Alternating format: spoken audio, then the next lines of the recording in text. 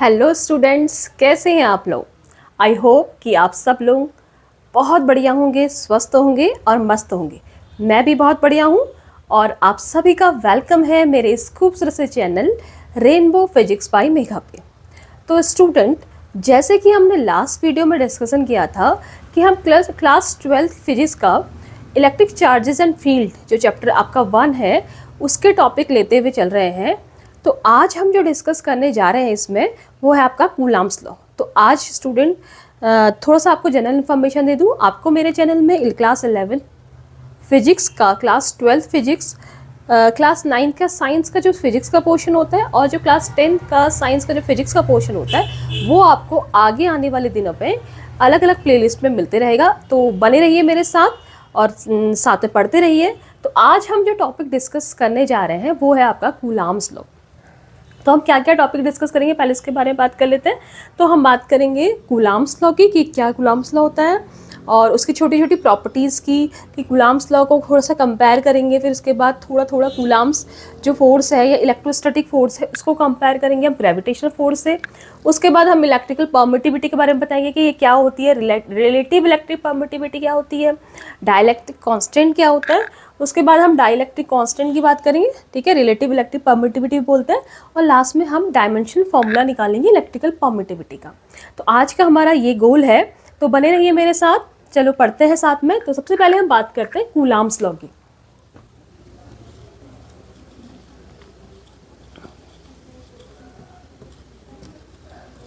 तो बच्चा पार्टी, क्या है ये कूलाम्स लॉ। जैसे हमने कूलाम्स लॉ पढ़ा था, तो वाकई में कूलाम लॉ है क्या। कूलाम ने दिया था ये लॉ। देखो, जैसे हम 11th क्लास में ग्रेविटेशन चैप्टर पढ़ते हैं और ग्रेविटेशन चैप्टर में हम क्या करते हैं कि दो जो मासिव बॉडीज़ होती हैं उनके बीच में हम कहते हैं कि एक फोर्स अप्लाई होता है जो अट्रैक्टिव फोर्स होता है। कोई भी दो मासिव बॉडी होती है वो एक दूसरे को एक अट्रैक्टिव फोर्स से एक दूसरे को अपनी ओर अट्रैक्ट करती है।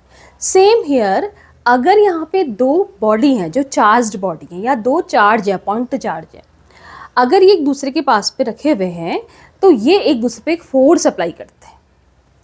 The main difference is that gravitation में हमने देखा कि दो मासिव बॉडीज के बीच में लगने वाला जो फोर्स है वो हमेशा अट्रैक्टिव होता है, लेकिन यहाँ पे जो दो चार्जेस हैं इनके बीच में लगने वाला फोर्स जो है वो अट्रैक्टिव भी हो सकता है और रिपल्सिव भी हो सकता है। It is based on the nature of charge कि जो चार्ज है उसका नेचर कैसा है।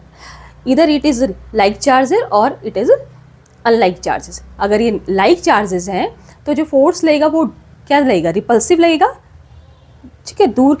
दूर आपका फोर्स रिपल्सिव मतलब एक दूसरे को दूर करने वाला, विकर्षण फोर्स जैसे कह सकते हैं, विकर्षण बल जैसे कह सकते हैं। और अगर वो अनलाइक चार्ज है तो ये फोर्स जो होगा वो अट्रैक्टिव होगा। तो इसको थोड़ा समझते हैं। तो कूलाम ने इस दो चार्जेस के बीच में लगने वाले फोर्स को डिफाइन किया था जिसे हम कहते हैं कूलाम्स फोर्स, ठीक है। तो उन्होंने कहा था कि अगर आपके पास दो चार्जेस है Q1 और Q2 और ये Q1 और Q2 दोनों चार्जेस r डिस्टेंस पर रखे गए हैं, Q1 और Q2 r डिस्टेंस पर रखे गए हैं, तो इनके बीच में एक फोर्स लगता है F। हो सकता है कि वो अट्रैक्टिव हो और ऐसा भी हो सकता है कि वो क्या हो, आपका रिपल्सिव। तो कूलाम ने इस फोर्स को डिफाइन किया था और कूलाम ने कहा था कि ये फोर्स F जो है वो डिपेंड करता है दोनों चार्जेस के प्रोडक्ट के प्रोपोर्शनल होता है, या फिर हम इसे एक और स्टेटमेंट कूलाम ने दिया था कि ये फोर्स दोनों के बीच में लगने वाली बीच की जो डिस्टेंस है उसके स्क्वायर के इनवर्सली प्रोपोर्शनल होता है। तो ऐसा ही कुछ हमने ग्रेविटेशन में भी पढ़ा था।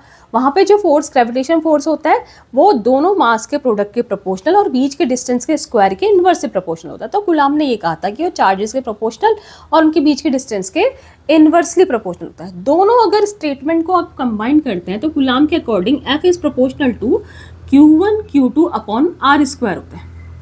ठीक हो गया बेटा।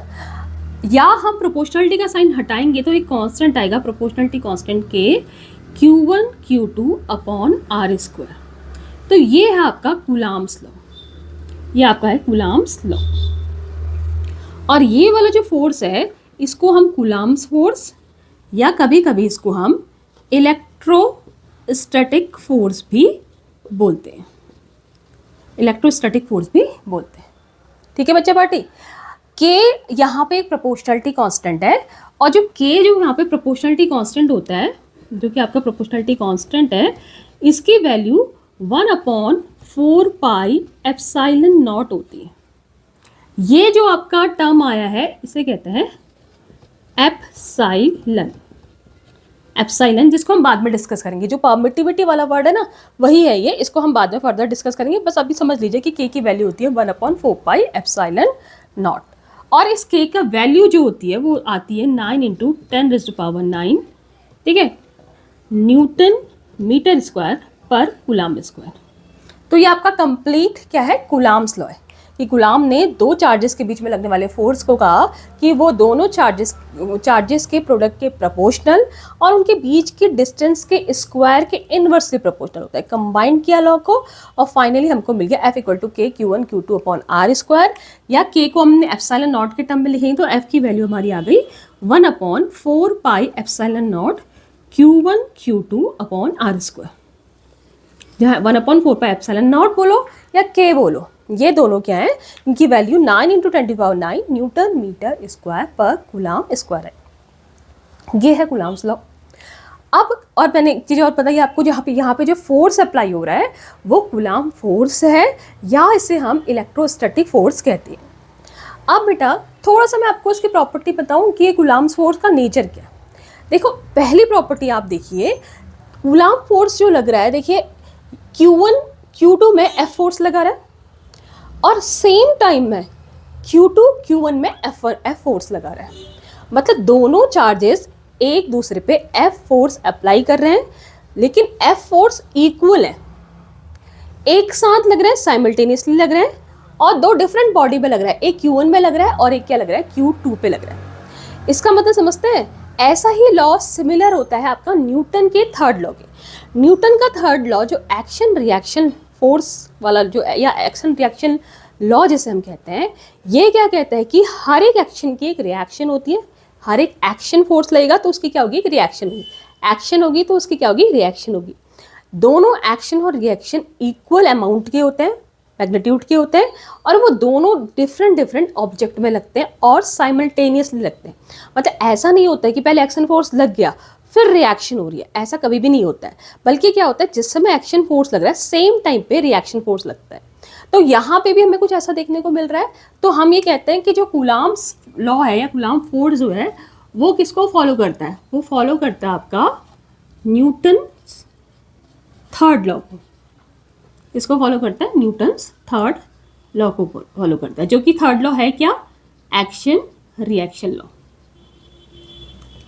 ठीक हो गया। दूसरा बहुत ही इंपॉर्टेंट पॉइंट, देखिए हमने कहा कि जो कूलाम्स फोर्स है वो बीच के डिस्टेंस के स्क्वायर के इनवर्सली प्रोपोर्शनल है। इस लॉ को, इस स्टेटमेंट को हम लैंग्वेज में इनवर्स स्क्वायर लॉ भी कहते हैं। इनवर्सली प्रोपोर्शनल है और स्क्वायर के प्रोपोर्शनल है। तो हम ये कहते हैं कि जो कूलाम्स लॉ है या कूलाम्स फोर्स है वो कैसा लॉ को फॉलो करता है, इनवर्स स्क्वायर लॉ को फॉलो करता है। तो हम ये भी लिख सकते हैं, इट फॉलोस क्या, इनवर्स स्क्वायर लॉ, या हम कह सकते हैं इनवर्स स्क्वायर लॉ है। सेम हम देखो ग्रेविटेशन में भी देखते हैं। ग्रेविटेशन में दो जो मासिव बॉडीज होती है ना, M1 और M2, इनके बीच में अगर r डिस्टेंस है तो इनके बीच में लगने वाला फोर्स F जो होता है वो भी 1/r² के प्रोपोर्शनल होता है। तो वो भी इनवर्स स्क्वायर लॉ है।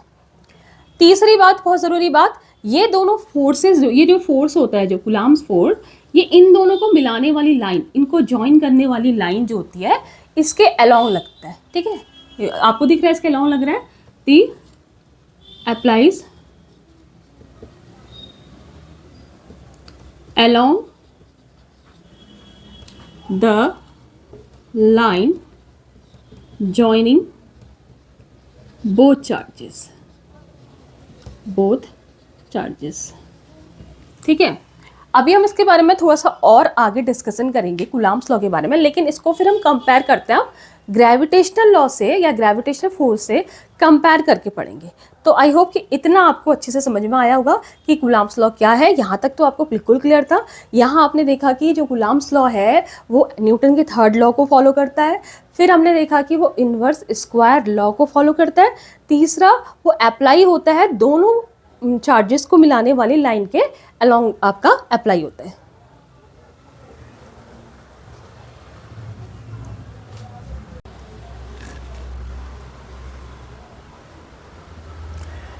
सो स्टूडेंट्स, कूलाम्स लॉ को आप अच्छे से समझ गए होंगे।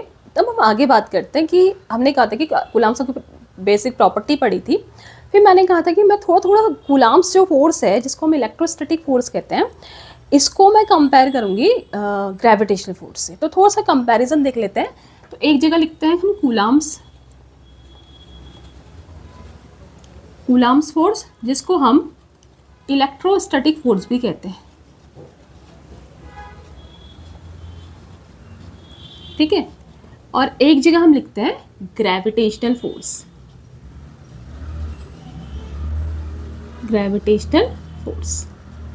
तो बच्चा पार्टी इन दोनों को कंपेयर करने के लिए रेडी रहें कि क्या क्या इनमें सिमिलैरिटी है और क्या इनमें जो ऐसे पॉइंट्स हैं जो सिमिलर नहीं है। ठीक है, तो दोनों को कंपेयर करते हैं। तो सबसे पहले कूलाम्स फोर्स, मैंने आपसे क्या कहा था कि कूलाम्स फोर्स आपको पता है, कूलाम्स जो लॉ है वो कूलाम्स फोर्स होता है, वो आता है आपका 1/4 pi epsilon naught Q1 Q2 upon R square. Same आपका ग्रेविटेशनल फोर्स भी आता है,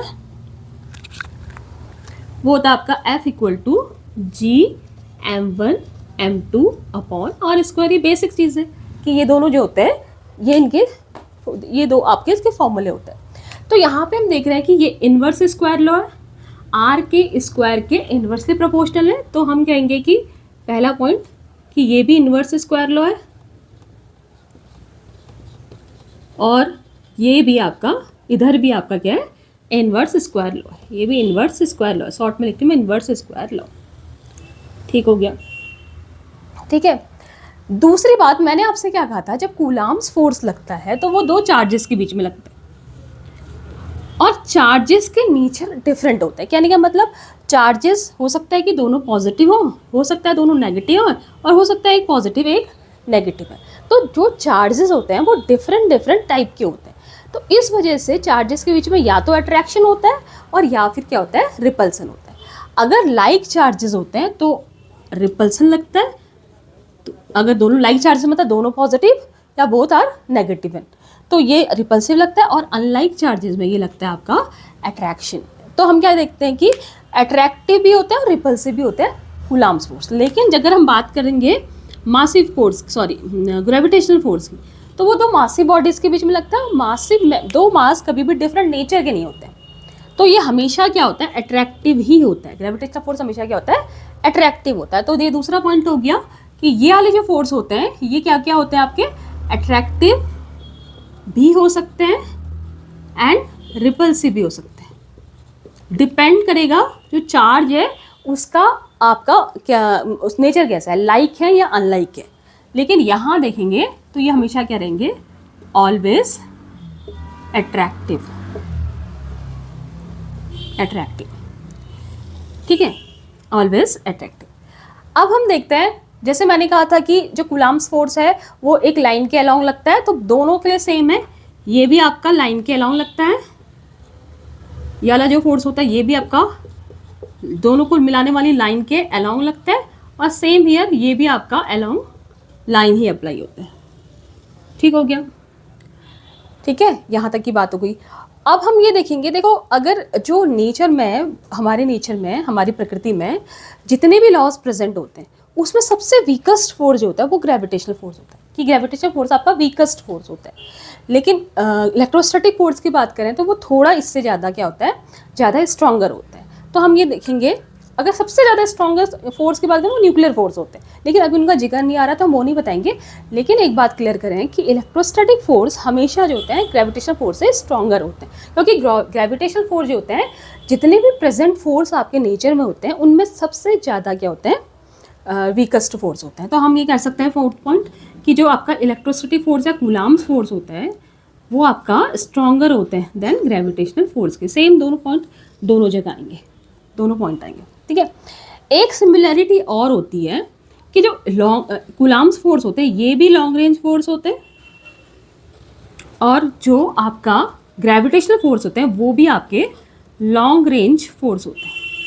लॉन्ग रेंज का मतलब ये होता है ये दोनों फोर्सेस एक लंबी डिस्टेंस में वर्क करते हैं। देखिए आपने देखा होगा ना कि जब हम ग्रेविटेशनल फोर्स की बात करते हैं तो ग्रेविटेशनल फोर्स में क्या होता है, दो मासी बॉडीज होती है, और मासी बॉडीज तो कोई भी हो सकती है, हेवनली बॉडी भी एक मासी बॉडी होती है, दो प्लैनेट मासी बॉडी है, प्लैनेट और सैटेलाइट आपकी मासी बॉडी है, तो वो तो आपकी बहुत बड़ी डिस्टेंस में होते हैं। तो ये जो दोनों फोर्सेज होते हैं लंबी डिस्टेंस तक काम करते हैं और एकदम वैनिश नहीं होते। जैसे हमने क्या करा, डिस्टेंस को इंक्रीज करें हम, जैसे हमारी दो मासी बॉडी है या दो चार्जेस हैं, अगर हम इनकी बीच की डिस्टेंस को इंक्रीज करते रहते हैं तो वो धीरे धीरे कम होंगे। ऐसा नहीं होगा कि एक पॉइंट आके झट से आपके वैनिश हो जाए।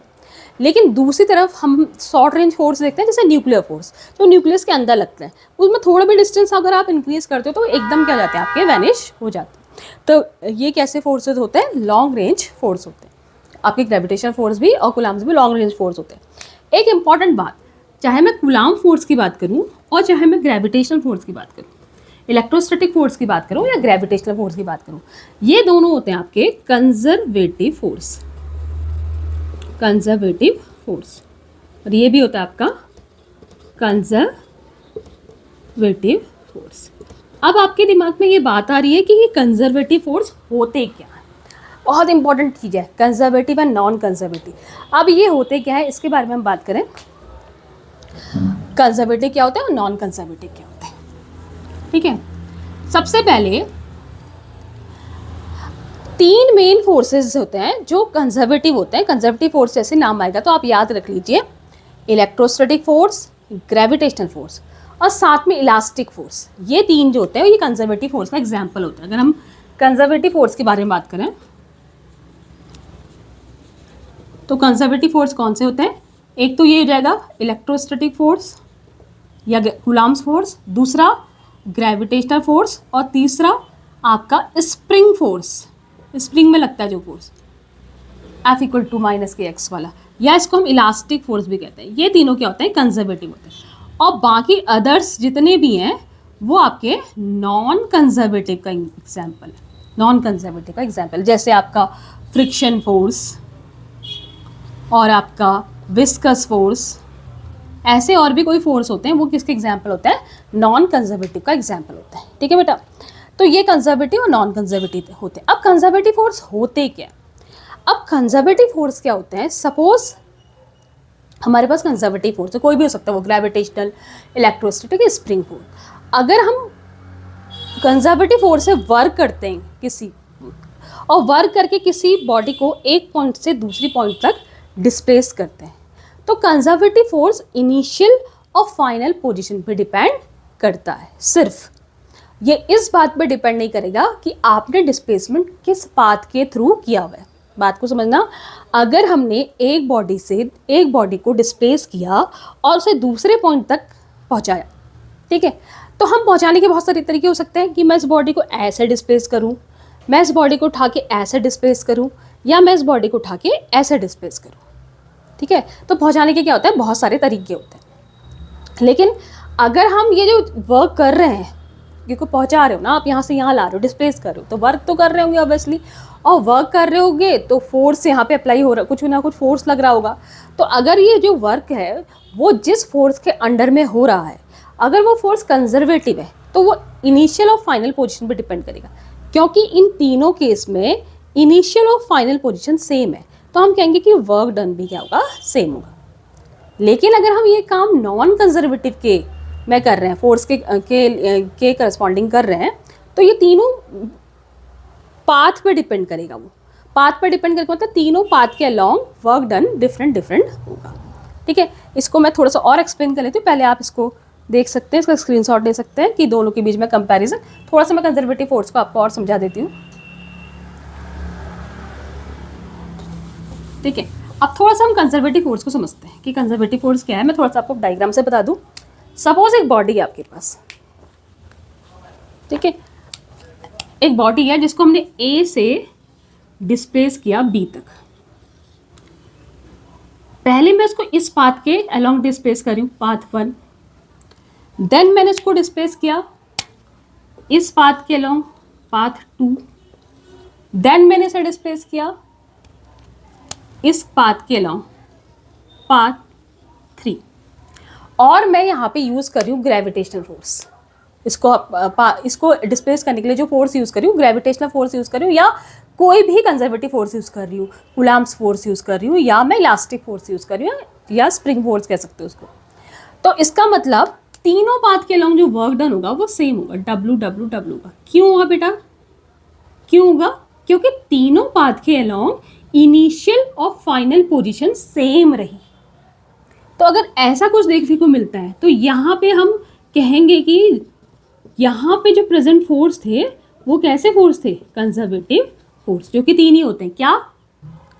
इलेक्ट्रोस्टैटिक फोर्स, ग्रेविटेशनल फोर्स और spring force.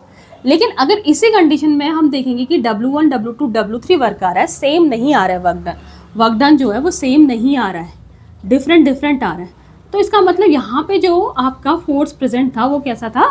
Non conservative. Friction force होता है, विस्कस फोर्स होता है, और भी बहुत सारी फोर्सेज हैं, वो किस में आ गए? आपके नॉन कंजर्वेटिव। तो ये है, तो हमको एक चीज़ क्लियर हो गई, जो कूलम्ब्स फोर्स है इलेक्ट्रोस्टैटिक फोर्स और जो ग्रेविटेशनल फोर्स है, they both are conservative force.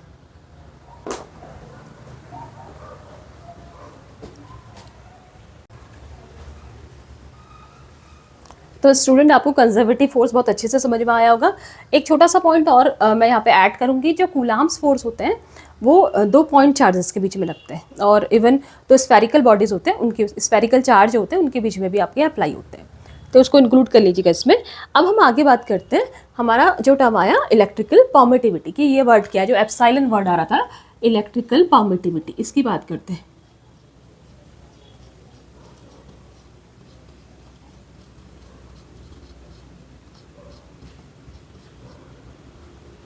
तो इलेक्ट्रिकल परमिटिविटी को हम जो डिनोट करते हैं, इसको डिनोट कैसे करते हैं? इसको डिनोट करते हैं आप इससे, एक सी बनाएंगे और बीच में से ऐसा आप लाइन ड्रॉ करेंगे, और ये जो वर्ड है इसको हम बोलेंगे एप्सिलॉन। तो हम ऐसे डिनोट करते हैं इलेक्ट्रिकल परमिटिविटी को। अब कभी कभी आपको ऐसा दिखाई देगा एप्सिलॉन नीचे से 0 या नॉट, इसको क्या बोलेंगे? एप्सिलॉन, इसको बोलेंगे 0 या नॉट, ये दिखाई देगा। तो इसका मतलब क्या है? ये इलेक्ट्रिकल परमिटिविटी है फ्री स्पेस की या वैक्यूम की, ठीक है? तो ये आपकी क्या हो गई? Electrical permittivity of free space, या वैक्यूम भी बोल सकते हैं। लेकिन अगर एप्सिलॉन के साथ m दिखाई देगा तो इसका मतलब है electrical permittivity of any medium है, किसी मीडियम की इलेक्ट्रिकल परमिटिविटी। ठीक हो गया? ठीक है। अब एक टर्म आता है, ये तो था, ये देखो एप्सिलॉन m जो है electrical permittivity of any medium, कोई भी मीडियम हो सकता है। मीडियम समझते हैं ना? मीडियम मतलब जैसे जो चार्जेस है Q1 और Q2, इनके बीच का मीडियम क्या है, क्या सराउंडिंग है, उनके बीच मीडियम क्या है, वो वाला मीडियम की हम बात कर रहे हैं। अब जब मैं एप्सिलॉन m की बात करूँगी, ये तो एब्सोल्यूट चीज़ है, एब्सोल्यूट परमिटिविटी है। लेकिन यहाँ पे हम एक वर्ड और पढ़ेंगे, रिलेटिव परमिटिविटी, ठीक है? रिलेटिव परमिटिविटी का मतलब क्या है? देखो मैं छोटा सा एग्जांपल देती हूँ।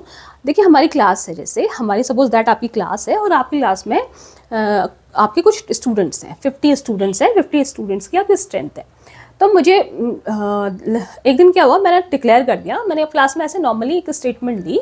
मैंने कहा कि क्लास में एक आकाश नाम का एक लड़का है, मैंने कहा कि जो आकाश जो है वो इंटेलिजेंट लड़का बॉय है।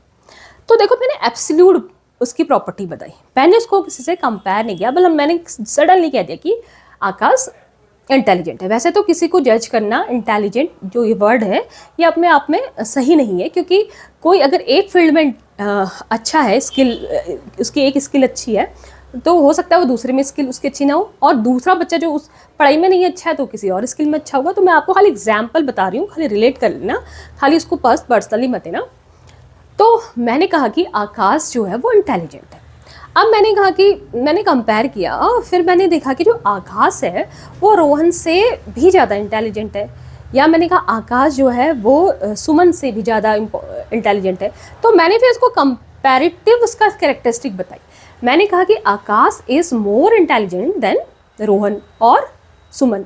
तो मैंने यहाँ पे उसकी जो प्रॉपर्टी थी इंटेलिजेंस वाली, उसको कंपेयर किया, किसी कंपैरेटिव उसको, उसकी प्रॉपर्टी को मैंने उसको कंपैरिजन करके बताया। तो यहाँ पे मैं उसकी एब्सोल्यूट प्रॉपर्टी नहीं बता रही, मतलब रिलेटिव प्रॉपर्टी मैं यहाँ पे डिस्कस कर रही हूँ। तो यहाँ पे जो टर्म आया वो रिलेटिव है। सेम हियर, परमिटिविटी किसी मीडियम की अगर आप सीधे सीधे उसकी एक्चुअल परमिटिविटी बताते हो तो एब्सोल्यूट क्या है आपका, प्रॉपर्टी है। लेकिन अगर आप मीडियम की जो परमिटिविटी है वो किसी को कंपेयर करके बताते हो तो वो रिलेटिव परमिटिविटी है। तो एक टर्म आता है रिलेटिव परमिटिविटी एप्सिलॉन आर, ये आपका क्या होता है, रिलेटिव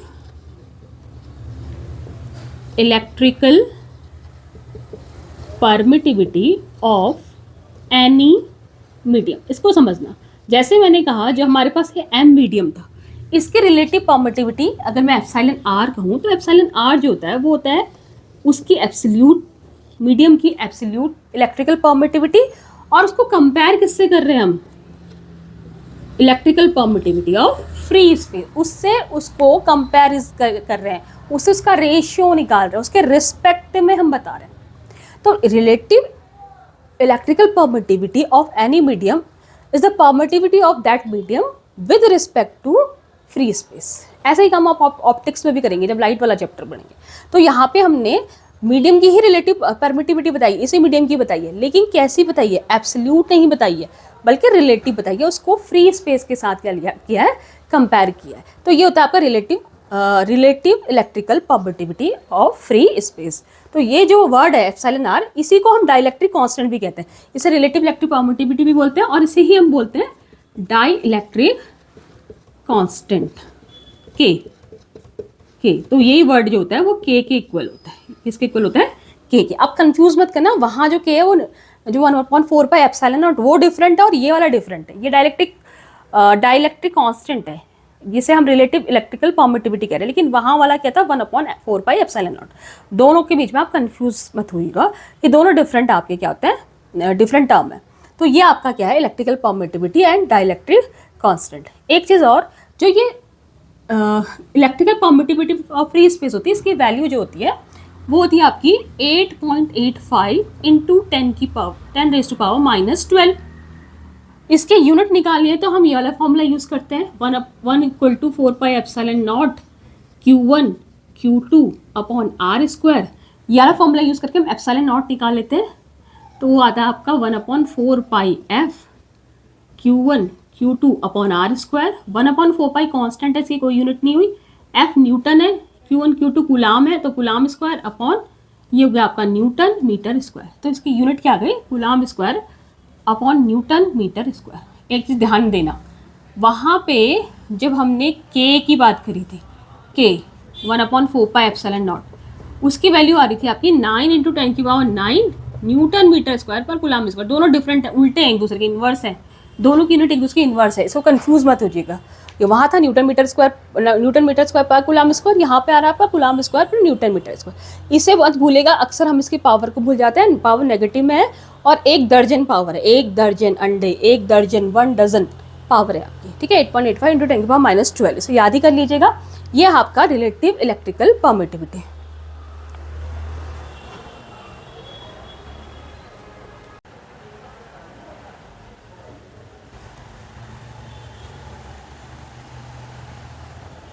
तो ये था रिलेटिव इलेक्ट्रिकल परमिटिविटी या डाइलेक्ट्रिक कांस्टेंट।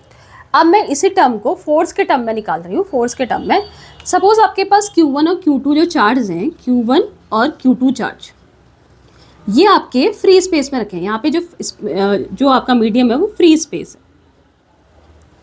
तो इनके बीच में लगने वाला जो कूलाम्स फोर्स है, जिसको मैं वैसे तो फोर्स फॉर्मूला क्या होता है कूलाम्स फोर्स का, F = 1/4 pi epsilon naught Q1 Q2 upon R square. देखो बेटा, ये वाला जो फॉर्मूला होता है ये कब लगता है, जब दोनों चार्जेस कहाँ होते हैं, फ्री स्पेस में होता है। कब लगता है ये, जब दोनों चार्जेस किस में होंगे, फ्री स्पेस में होंगे।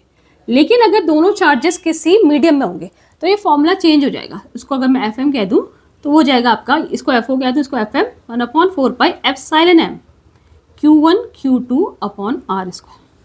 इसको समझना, यहाँ पे एप्सिलॉन M आ जाएगा, यहाँ पे एप्सिलॉन नॉट था, यहाँ पे क्या आ जाएगा एप्सिलॉन M। तो यही काम करने जा रहे हैं हम। फ्री स्पेस में जब चार्जेस हैं R डिस्टेंस पे, तो जो फोर्स लग रहा है इनके बीच में वो लगेगा आपका 1/4 pi epsilon naught Q1 Q2 upon R square. Question 1 कह दीजिए इसको। और यहीं पे दोनों जो फोर्सेस हैं, ये चार्जेस हैं R डिस्टेंस पे, यहाँ पे कोई मीडियम में है, कोई भी मीडियम हो सकता है, M मीडियम है यहाँ पे कोई, तो जो फोर्स है FM, तो वो लगेगा आपका 1 upon 4 pi epsilon m Q1 Q2 upon R square. Equation 1 upon 2 का रेशियो निकालें। ये वाला टर्म पूरा कैंसिल हो जाएगा, रेशियो अपॉन करेंगे, खुद ही देख लीजिएगा करके। Q1 Q2 upon R square, Q1 Q2 upon R square cancel हो जाएगा, बचेगा सिर्फ ये वाला टर्म एप्सिलॉन नॉट और एप्सिलॉन m। तो ये क्या हो जाएगा आपको FO upon FM equal to 1 upon epsilon naught upon 1 upon epsilon m। ऐसा करने से एप्सिलॉन m ऊपर आएगा, एप्सिलॉन नॉट नीचे। तो एक रिजल्ट आ गया, देखिए यहाँ पे वो रिजल्ट क्या है कि FO अपॉन FM जो आता है वो epsilon m upon epsilon not के बराबर आता है। देखो इन्वर्स रिलेशन आ रहा है, FO है तो एप्सिलॉन नॉट इधर आ रहा है, FM है तो एप्सिलॉन m इधर आ रहा है। और आपको पता है ये वाला जो टर्म होता है एप्सिलॉन r होता है, epsilon m upon epsilon not, या तो एप्सिलॉन r होता है या k होता है, ठीक है। तो इसी को हम कह सकते हैं एप्सिलॉन r और इसी को हम कह सकते हैं k, डाइलेक्ट्रिक कांस्टेंट या रिलेटिव इलेक्ट्रिकल परमिटिविटी कह सकते हैं, ठीक है। एक बहुत मजेदार रिजल्ट यहाँ से आपको मिलेगा इन दोनों से, ठीक है। क्या देखने को मिलेगा कि अगर आपको FM निकालना है, जैसे हमने क्या कहा FO upon FM equal to k है, तो अगर आपको FM निकालना है कहीं पे तो वो FM किसके इक्वल होगा, FO अपॉन k के। कहने का मतलब डाइलेक्ट्रिक कांस्टेंट अगर यहाँ 1 से ज़्यादा है तो जो फोर्स है वो आपका डिक्रीज होगा। कहने का मतलब अगर हम दोनों चार्जेस के बीच में फ्री स्पेस ना रख के कोई मीडियम अगर अप्लाई करते हैं, क्योंकि मीडियम का जो k होता है, किसी भी मीडियम का जो k होता है जिसे हम कहते हैं डाइलेक्ट्रिक कांस्टेंट या रिलेटिव इलेक्ट्रिकल परमिटिविटी, वो 1 से ज़्यादा होती है। तो ये टर्म अगर 1 से ज़्यादा होगा तो खुद ही सोचिए, ये टर्म अगर 1 से ज़्यादा होगा तो FM जो होगा वो FO अपॉन समथिंग होगा, मतलब FO से कम होगा। तो इसका मतलब क्या है कि जब दोनों चार्जेस आपके फ्री स्पेस में रखे हैं तो उनमें जितना फोर्स लग रहा है, तो अगर हम वहाँ पे मीडियम रख दें तो वो फोर्स की वैल्यू 1 अपॉन k टाइम्स क्या जाएगी, कम हो जाएगी। समझ में आ रहा है ना। जैसे मैंने कहा कि k कहीं पे 2 है, मान लिया k की वैल्यू कहीं पे क्या है 2 है, ये मैंने खाली सपोज कर लिया, तो FM कितना आ जाएगा FO अपॉन 2।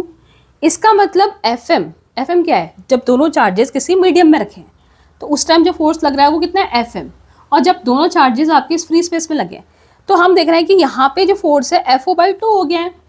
इसका मतलब जैसे ही हमने फ्री स्पेस के बदले कोई मीडियम रखा तो जो फोर्स की वैल्यू आधी हो गई, मतलब वो डिक्रीज हो गई, वो k times 1 upon k times decrease हो गई, ठीक है। तो कभी भी अगर हम फ्री स्पेस के बदले में अगर हम किसी मीडियम को इंट्रोड्यूस करते हैं तो आपकी फोर्स की वैल्यू जो होती है आपकी डिक्रीज हो जाती है, ठीक है। यहाँ तक की बात आपको समझ में आई होगी, आप इसको नोट भी कर सकते हैं, स्क्रीनशॉट ले सकते हैं। मैं आगे की बात करती हूँ इसे रिजल्ट से रिलेटेड।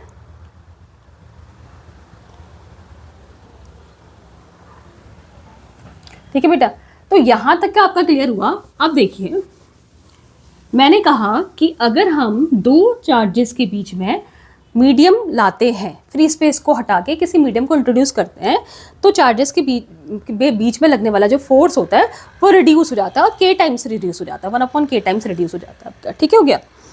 अब देखो जो k की वैल्यू डाइलेक्ट्रिक कांस्टेंट k जो है आपका, जो आपका डाइलेक्ट्रिक कांस्टेंट है, इसके बारे में थोड़ी सी बात करते हैं। k ये आपका 1 होता है किसके लिए, फ्री स्पेस के लिए, इसकी वैल्यू 1 आती है फ्री स्पेस या वैक्यूम के लिए, ठीक है। और ये अप्रॉक्स आपका 1 आता है एयर के लिए, मतलब अगर फ्री स्पेस या एयर होगा तो आप उसको k की वैल्यू को 1 ले सकते हैं। कहने का मतलब अगर दो चार्जेस के बीच में क्या हो, जो मीडियम है वो तो एयर हो या कोई मीडियम ही ना हो, वैक्यूम है, तो उस वाले केस में हम क्या होता है, वो मैक्स आपको जो फोर्स लगेगा वो आपका चेंज नहीं होगा, मतलब सेम रहेगा, k की वैल्यू क्या हो जाएगी 1 हो जाएगी आपकी। FO वैसे हमने कहा ना कि वैक्यूम से किसी मीडियम में आओगे तो फोर्स 1 अपॉन k कम हो जाएगा, लेकिन एयर रखने पे वो k नहीं के बराबर चेंज होगा। और अगर कोई मीडियम है तो k की वैल्यू आपकी 1 से ज़्यादा ही होती है, हमेशा क्या होती है k की वैल्यू आपकी 1 से ज़्यादा होती है एनी मीडियम, वही मैंने आपको बताया, क्योंकि कोई किसी भी मीडियम का k 1 से ज़्यादा होता है, इसलिए FM की वैल्यू जो होती है किसी भी मीडियम को रखने से क्या हो जाती है, डिक्रीज हो जाती है। और एक बड़ी अच्छी बात कि k की वैल्यू होती है इनफाइनाइट कंडक्टर के लिए। आप खुद सोचिए, कंडक्टर के लिए इनफाइनाइट होती है, तो इसका मतलब मैं अगर यहाँ पे k को इनफाइनाइट रख दूँ तो FM equal to FO, k की जगह मैं इनफाइनाइट रख दूँ, 1 अपॉन इनफाइनाइट 0 होता है, तो FM कितना आ जाएगा 0 का। इसका मतलब अगर मैं दो चार्जेस के बीच में यहाँ पे जो मीडियम है ये कोई कंडक्टिंग मीडियम ले लो, अगर कोई कंडक्टिंग मीडियम यहाँ पे मैं रख दूँ, इंट्रोड्यूस कर दूँ, तो इनके बीच में फोर्स लगेगा ही नहीं, तभी हम कंडक्टर रखते ही नहीं है। अगर मैं दो चार्जेस के बीच में कोई कंडक्टिंग मीडियम रखती हूँ तो उनके बीच का मैं जो फोर्स है वो जीरो होगा, फोर्स अप्लाई होगा ही नहीं। क्यों? क्योंकि डाइलेक्ट्रिक कांस्टेंट कंडक्टर का क्या होता है, आपका इन्फिनिटी होता है। डाइलेक्ट्रिक कांस्टेंट आपका कंडक्टर क्या होता है, इन्फिनिटी होता है। तो ये था आपका डाइलेक्ट्रिक कांस्टेंट और इसके बारे में डिस्कशन। आप इसका स्क्रीनशॉट ले सकते हैं बेटा। अब एक छोटा सा टॉपिक बचा है डायमेंशन फार्मूला। मैं अगले वाले वीडियो में डायमेंशन फार्मूला प्लस इससे रिलेटेड न्यूमेरिकल करा दूँगी, क्योंकि थोड़ी सी टेक्निकल इशू की वजह से जो वीडियो है वो बहुत ज़्यादा जो लंबी आपकी शूट नहीं हो पा रही है। इसको भी मैं जल्दी से शॉर्ट आउट करूँगी, तो आप इसको एक बार रिवीजन करिए, बहुत ध्यान से पढ़िएगा, अदरवाइज बहुत सारा कन्फ्यूज़न क्रिएट करता है। और पढ़ते रहिए मेरे साथ और अच्छे से पढ़िए, खुश रहिए, स्वस्थ रहिए। Have a nice day.